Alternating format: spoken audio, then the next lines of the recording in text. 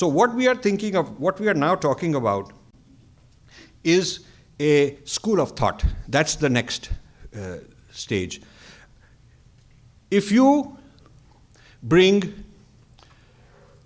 go around the world to the liberal leftist places in universities which are all over the world, I don't think there's any country which doesn't have a large number of these people. India has a particularly large number of them, but you'll find them wherever you go. And you bring them together into some conclave, gathering, meeting, even though they never met each other, and they're trained in different languages, in different countries, in different universities by different professors, you will find there's a huge resonance. There's a huge resonance among them. So if you have 500 NGOs and think tanks and organizations similar to ours in the liberal left-wing space, and they're all working independently of each other, there will be some issues and contradictions and tensions and all that, but by and large, they're working together. Now, if you create a left-wing think tank like CSDS in Delhi, I'm just giving you one example. There's about 30 prominent think tanks, all of them are left-wing. If you create a left-wing think tank and you want to have multiple independent scholars, you don't have to worry too much about direct confrontation and contradiction, because they're all learned from the same framework.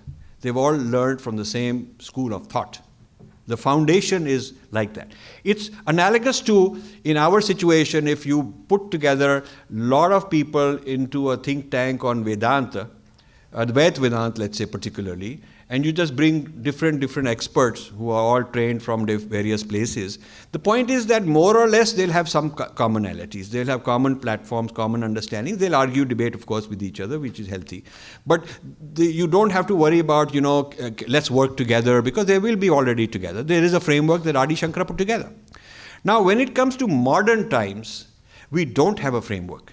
We do not have a kind of what I'm branding and what I'm calling now and developing a Swadeshi framework, a Swadeshi school of thought, where, like Marxism is a school of thought, and you can teach it in many different ways, and tens of thousands of people have been produced, and it keeps evolving into various branches.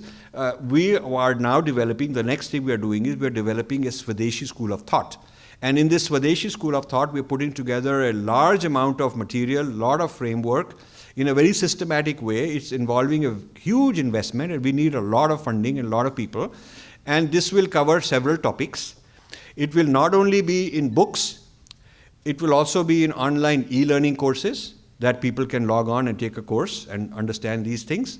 It will also be in the form of video clips that people who want just an average general knowledge can watch some videos and do this. So this idea of a Swadeshi school of thought is going to make our movement robust.